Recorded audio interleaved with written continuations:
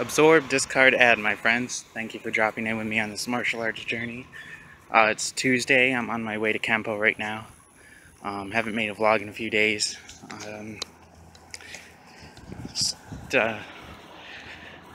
Let's see. Yesterday was Monday, and for class we got to practice controlling the side mount, so positional control from the side mount, as well as from standing with the. We did the double leg takedown, and when I went into it, I was thinking, you know, the positional control side mount, that'll be fairly easy to teach and get people moving on.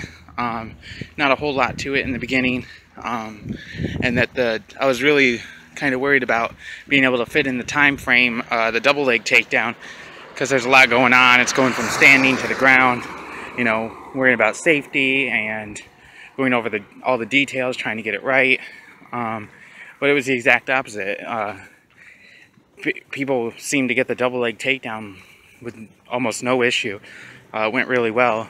And the positional control from the side mount, it went well as well, but it took a lot longer than I thought to explain everything and have everybody understand it. So that was pretty interesting. But we got through those and it went well. So learning to control the side mount from on top and shooting in, doing a double leg takedown. Being energy efficient about it, actually taking them down instead of picking them up and throwing them or anything like that, like a lot of people tend to do with a double leg. So that way you can always use it no matter how big or strong the opponent is. So it's a much better method, in my opinion, when you're not in a weight class or anything like that.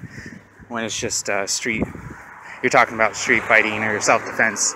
So anyways, in other news, something big I'm working on right now, big for me, is trying to come up with an explanation, a methodology, and a way of explaining the way I believe the only way that makes sense is to roll, or Jiu-Jitsu sparring, rolling, where it's the most energy efficient possible. And it's the absolute best way to actually learn while sparring, while rolling. And I'm calling it Aiki rolling.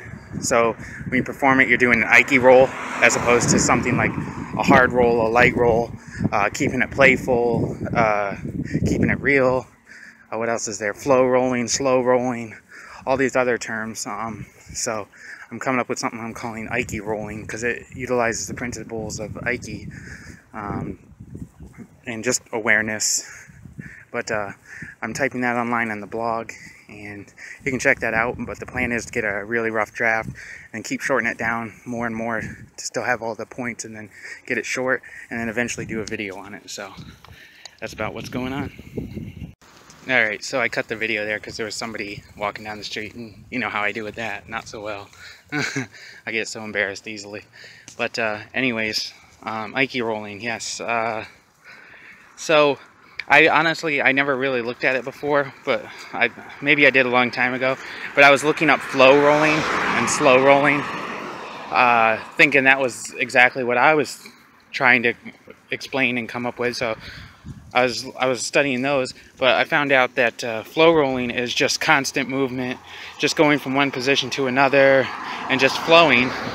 Two people have to agree to this, because if one person's not doing flow rolling, they'll just pin down, hold, control, and stop everything. It cuts off the flow.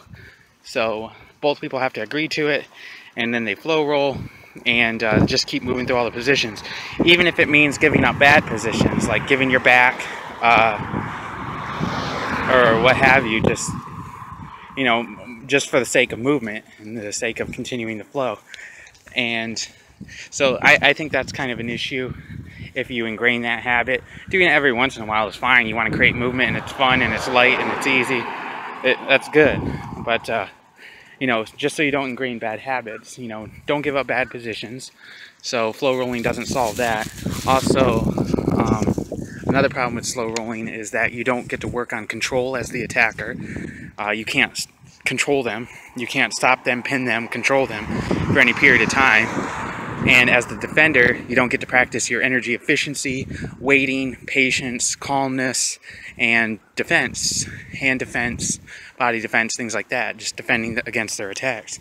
So flow rolling is not what I thought it was, and that's the reason for me trying to come up with a name or a method of rolling that doesn't seem to be out there in a way that is easily shareable, easily digestible, and that you can get the idea across to somebody and have them roll with that mentality. So that's what I'm attempting to create, just calling it Aiki rolling. And had something in my mind, then I lost it. But yeah, it's hard. I can't figure out a way to explain it quickly in a short little quip. So like I said, that's what I'm trying to work on doing, is getting this really long rough draft that looks like garbage, doesn't make a lot of sense, but then just paring it down, cutting it down, rewording it, and then once I get it to a digestible level in writing, then I'll think about, or I plan on making a video about it, discussing it, showing some of it, showing some ideas on a person, things like that, so it makes even more sense, hopefully, because it is kind of hard to explain just through written word. But the coolest thing I think about the idea of this Aiki rolling is, that's better than any other method that I've seen, is that you can do it by yourself. You can do it anytime you roll, and you don't need a cooperative partner to do it. So you can always utilize Aiki rolling without your partner necessarily having to do it too, such as with flow rolling or slow rolling, where both of you have to be in on it. However, I will say that if both people are doing Aiki rolling, the experience will be just staggering, just phenomenal. The best rolling experience ever, if you can get both people on board and in the same mindset and Aiki rolling together. That would be absolutely phenomenal. But also, another really great thing about Aiki rolling is that there's no pace or tempo that's predetermined.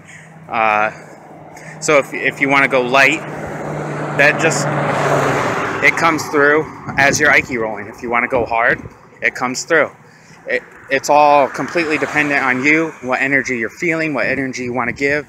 It's basically a constant cost versus benefit analysis in your head of, is what I'm doing the most energy efficient?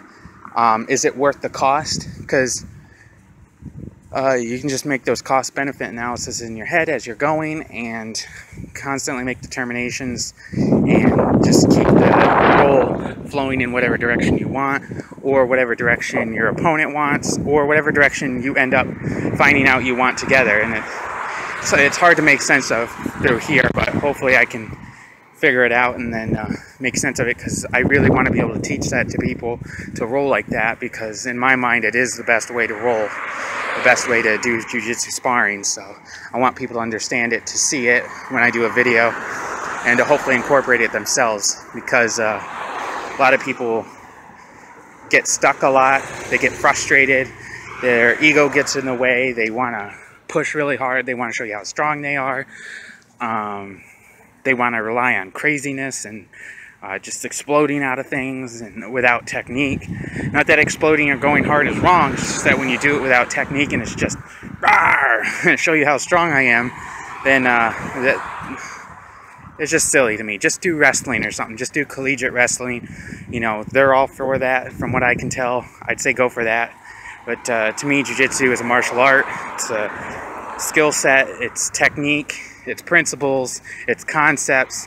And utilizing those. Not just get really strong, get really tough, and then blast your way through everything. But, you know, I guess you could say that's my opinion, but I think it's right. So, anyways, yeah, so that's my current plan, my current state of mind, and what I'm working on. So, hope to update you more on that, and just keep an eye on the blog And on Facebook, I'll be posting it and stuff and updating it. And if you have any tips or suggestions for if you can make sense of any of it, then I'd be glad to hear them, because I could definitely use help paring it down. So, all right, talk to you guys.